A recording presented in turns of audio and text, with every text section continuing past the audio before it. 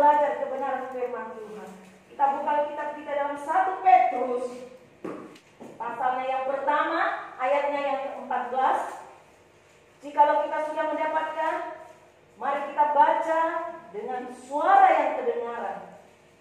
2, 3. Hiduplah sebagai anak-anak yang taat, dan jangan turuti hawa nafsu yang menguasai kamu pada waktu kebodohanmu. Amin. Silakan duduk. Saudara, sebelum saya menyampaikan firman, saya mau bertanya dulu. Siapa yang mau diberkati oleh Tuhan? Amin. Semua mau diberkati Tuhan? Pasti semua senang. Kalau dikatakan siapa mau diberkati Tuhan? Ya saya tidak mau diberkati oleh Tuhan. Tetapi ada yang harus kita lakukan ketika berkat Tuhan itu ingin menjadi bagian kehidupan kita. Apa yang harus kita lakukan? Tadi kita sudah baca, dikatakan bahwa engkau harus menjadi anak yang taat. Untuk mendapatkan berkat, maka kita harus taat kepada Tuhan, taat kepada firman Tuhan. Kata taat artinya tunduk. Kata taat artinya kita patuh. Patuh kepada siapa? Taat kepada siapa? Dan saya percaya bahwa ketika kita taat, maka berkat itu menjadi bagian kehidupan. Tetapi kalau kita tidak taat, maka kutuk menjadi bagian saya dan saudara. Nah, saudara yang kasih dalam Kristus, kita akan baca kebenaran firman Tuhan dan kita belajar bagaimanakah ciri-ciri daripada orang yang taat. Supaya kita memahami, saudara. Jangan asumsi kita hanya mau berkata bahwa saya mau diberkati Tuhan. Tetapi berkat itu bisa menjadi bagian kehidupan kita. Kita harus kenal dulu ciri-ciri. Bagaimana supaya berkat itu menjadi bagian. Nah, bagaimana ciri-ciri daripada orang yang taat kepada Tuhan? Kita baca dalam Ulangan pasal 11 ayatnya yang ke-8. Ulangan pasalnya yang ke-11 ayatnya yang ke-8, firman Tuhan di situ katakan, jadi kamu harus berpegang pada seluruh perintah yang kusampaikan kepadamu pada hari ini, supaya kamu kuat untuk memasuki serta menduduki negeri kemana kamu pergi mendudukinya. Yang pertama, saudara, ciri-ciri daripada orang yang taat dikatakan kamu harus berpegang pada seluruh perintah. Artinya orang yang taat, maka orang itu mau memegang perintah daripada Tuhan. Firman Tuhan itu kita pegang, ada dalam kehidupan kita. Tentunya, apakah firman itu? Firman Tuhan itu adalah perkataan Tuhan. Firman itu datang dalam setiap kehidupan kita, menasehati kehidupan kita. Firman Tuhan itu mengajar kehidupan saya dan saudara. Firman itu harus kita pegang dalam kehidupan kita. Jangan kita lepaskan firman itu. Karena firman itu yang akan memberikan kita kekuatan. Karena tadi dikatakan bahwa supaya kamu kuat. Ketika kita tidak pegang firman, maka kita pasti lemah. Kita tidak kuat. Karena kita tidak berpegang kepada kebenaran firman Tuhan. Dan ketika kita menghadapi berbagai cobaan, ketika kita menghadapi berbagai masalah, ketika kita menghadapi berbagai hal dalam kehidupan kita, kalau firman itu kita tidak pegang dalam kehidupan kita, maka saya percaya kita mudah goyah, kita mudah lemah, kita tidak kuat. Untuk itu Tuhan katakan kepada bangsa Israel, ketika mereka akan berada di padang pasir, akan Tuhan katakan pada guru, Tuhan katakan bahwa kau harus berpegang pada firman. Karena Tuhan tahu bahwa engkau akan melewati namanya padang gurun. Tuhan mau juga dalam kehidupan kita. Ketika kita memegang firman dalam kehidupan kita, maka kita pasti akan menjadi kuat. Saya percaya, saudara, firman Tuhan selalu kita dengar.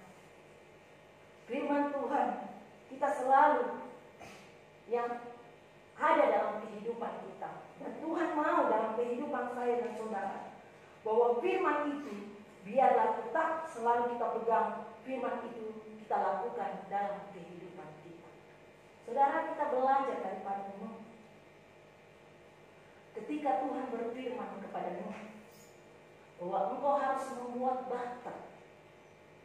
Apakah Nuh mengajukan perkataan daripada Tuhan? Tidak. Nuh melakukan apa yang diperintahkan oleh Tuhan bahwa engkau harus membuat bata. Dan dia membuat itu. Dia percaya akan perkataan Tuhan dalam kehidupannya. Dan apa yang terjadi? Dia selamat. Demikian dalam kehidupan kita ketika firman Tuhan datang dalam kehidupan kita. Dan kita taat, kita pegang, dan kita lakukan firman itu. Maka percayalah bahwa Tuhan pasti akan memberkati kita. Kita pegang janji Tuhan. Jadi saudara, jangan kita memandang enteng daripada firman dalam kehidupan kita. Jangan kita pandang enteng akan kebenaran Tuhan dalam kehidupan saya dan saudara. Tapi biarlah firman itu ketika kita dengar itu tidak berlalu dalam kehidupan kita. Tetapi firman itu biarlah kita pegang dalam kehidupan saya dan saudara. Karena firman itulah yang menjadi kekuatan dalam kehidupan kita. Kita mau firman itu selalu hadir dalam kehidupan saya dan saudara. Ketika mungkin tanah hati kita gersang, ya saudara, kita rindu firman itu, kita cari firman itu dalam kehidupan kita. Supaya firman itu ada dalam kehidupan kita, yang menguasai kehidupan saya dan saudara. Jadi saudara yang kasih dalam Kristus, orang yang taat, maka orang itu mau berpegang kepada seluruh perintah Tuhan. Itu yang pertama. Lalu yang kedua saudara, ciri-ciri daripada orang yang taat. Kita baca dalam Ulangan 11 ayatnya yang ke-8. Ulangan 11 ayatnya yang ke-13.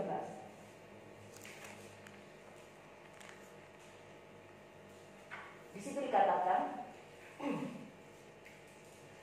jika kamu dengan sungguh-sungguh mendengarkan perintah yang kusampaikan kepadamu pada hari ini, sehingga kamu mengasihi Tuhan Allahmu dan beribadah kepadanya dengan segenap hatimu dan dengan segenap jiwamu. Yang kedua, saudara, ciri-ciri orang yang taat kepada Tuhan, yaitu dia sungguh-sungguh. Sungguh-sungguh apa? Sungguh-sungguh beribadah kepada Tuhan. Sungguh-sungguh berdoa kepada Tuhan. Di dalam pekerjaan saudara, kalau saudara sungguh-sungguh bekerja, umpama pemimpin saudara menyuruh saudara melakukan suatu pekerjaan, dan saudara bekerja dengan sungguh-sungguh, maka saya percaya saudara, pimpinan daripada saudara dia akan memperhitungkan hal itu dalam kehidupan saudara. Nah, Tuhan mau juga dalam kehidupan kita ketika kita sungguh-sungguh bekerja, baik kita bekerja di dalam dunia, Tuhan mau dalam kehidupan kita pun sungguh-sungguh beribadah kepada Tuhan. Kita pun sungguh-sungguh berdoa di hadapan Tuhan. Tentunya kita tahu ibadah yang sungguh-sungguh itu yang bagaimana. Berdoa yang sungguh-sungguh itu bagaimana. Bukan yang seadanya-adanya. Saudara, kita tahu kalau berdoa yang sungguh-sungguh, saudara berlutut, saudara merendahkan diri di hadapan Tuhan. Mungkin pada saat itu saudara menghadapi suatu masalah proses dalam kehidupan saudara. Ketika saudara berdoa dengan sungguh-sungguh, saudara berlutut di hadapan Tuhan, sampai saudara mengeluarkan air mata di hadapan Tuhan karena kesungguhan saudara. Saudara pun di dalam pekerjaan, ketika saudara bekerja dengan sungguh-sungguh, saudara pasti memperhatikan pekerjaan yang dipercayakan oleh pimpinan saudara. Saudara tidak main-main dalam pekerjaan. Saudara tidak abaikan apa yang ditugaskan dalam kehidupan saudara. Demikian dalam kehidupan kita. Ketika Tuhan menugaskan sesuatu dalam kehidupan kita, kita mengerjakan dengan sungguh-sungguh di hadapan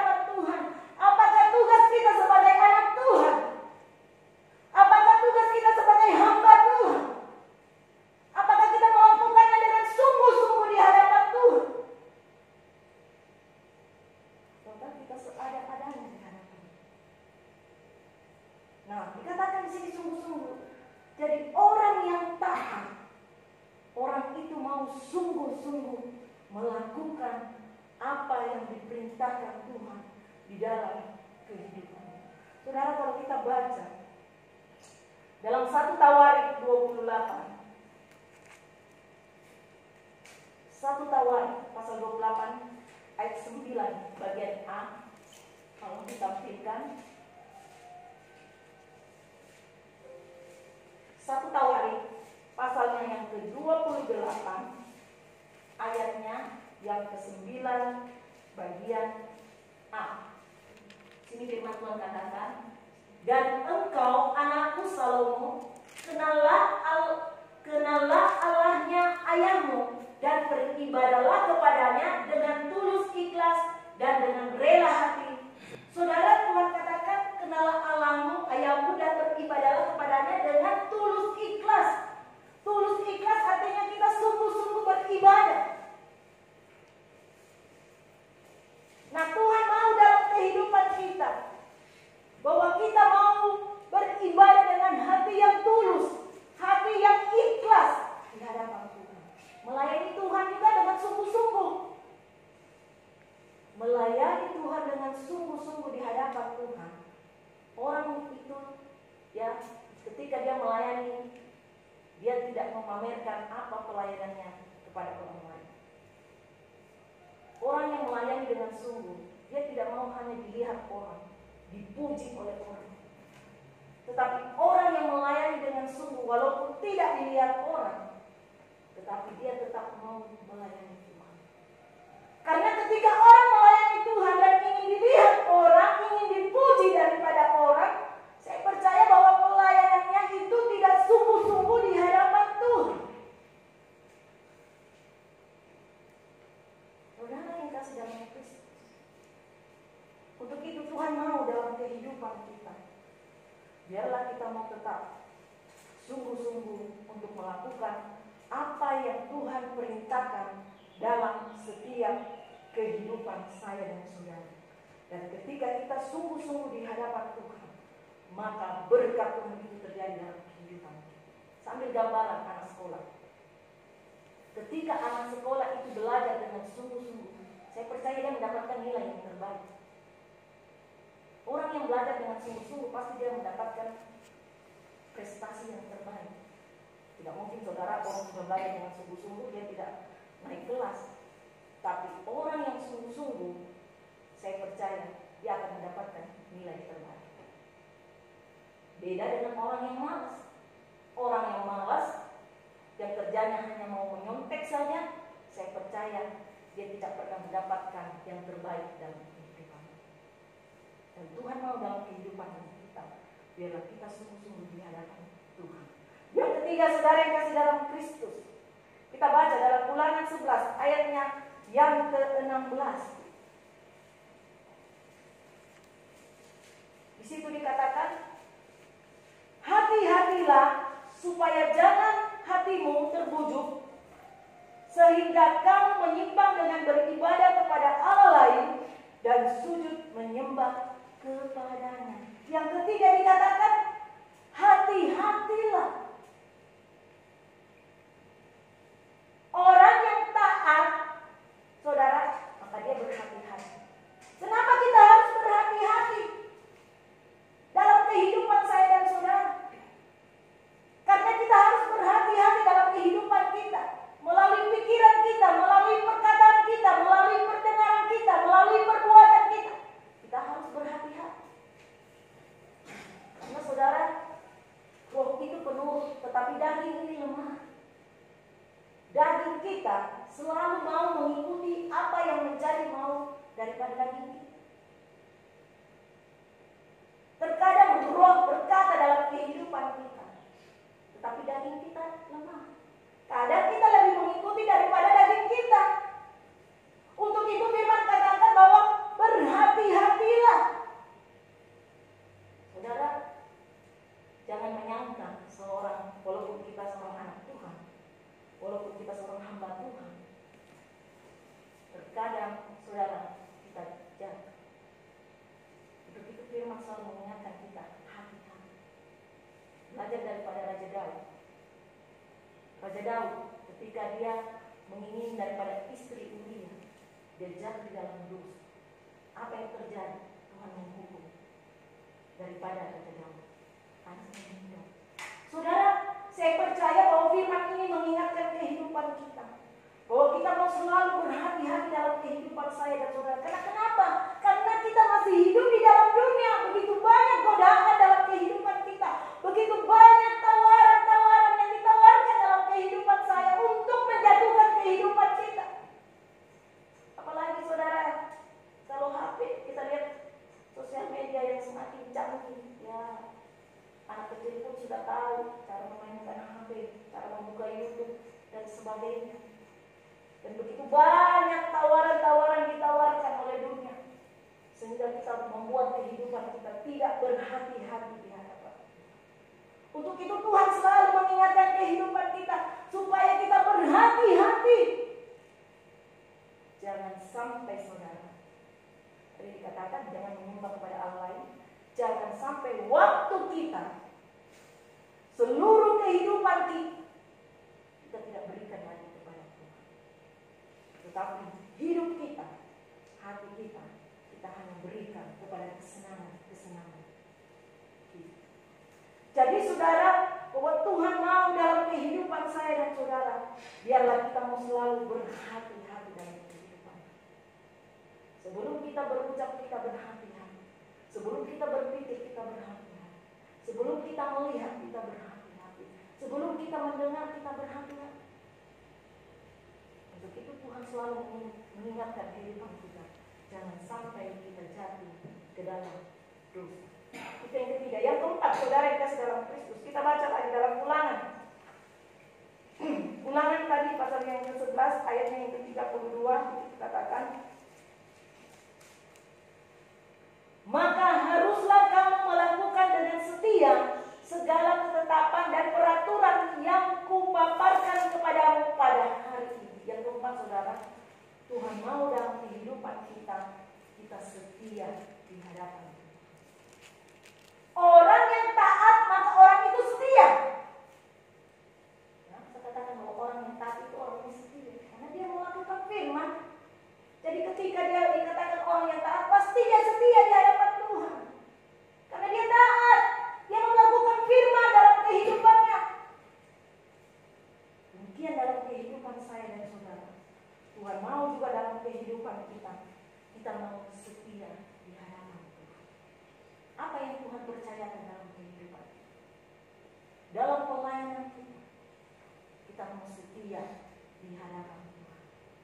Karena kesetiaan itu sangat penting saudara dalam kehidupan. Karena banyak orang yang jatuh karena mereka tidak setia di hadapan Tuhan. Tetapi Tuhan mau dalam kehidupan kita mau menjadi hamba yang setia. Kita belajar ya daripada talenta, bagaimana seorang hamba diberikan 5 talenta untuk dikembangkan, 2 talenta untuk dikembangkan, 1 talenta untuk dikembangkan. Kita baca dalam Matius 25 ayat 21. Matius pasal 25 ayatnya yang ke-21.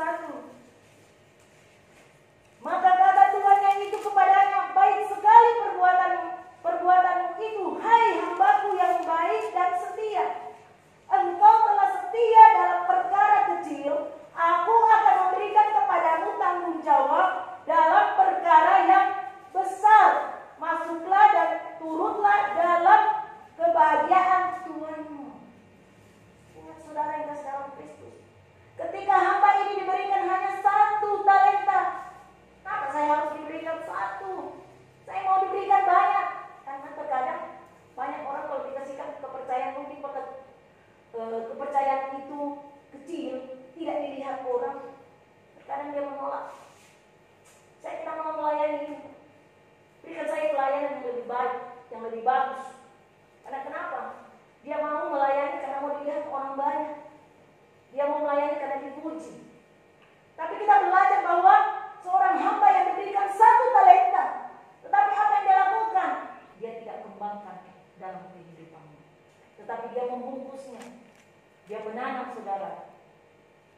dan dia tidak kembangkan itu dalam kehidupannya. Dan orang yang setia, ya, di mana diberikan 5 talenta dia kembangkan menjadi 10 talenta. Yang 2 talenta dia kembangkan menjadi 4 talenta. Tetapi yang 1 talenta dia tidak kembangkan dalam kehidupan. Nah, Tuhan mau dalam kehidupan kita, bahwa biarlah ketika kita diberikan kepercayaan kepada Tuhan, kita mau kembangkan itu dalam kehidupan saya. Kita kerjakan pekerjaan yang Tuhan tugaskan dalam kehidupan kita. Itu dikatakan orang yang setia. Orang yang setia, orang yang mau melakukan apa yang ditugaskan di dalam kehidupan.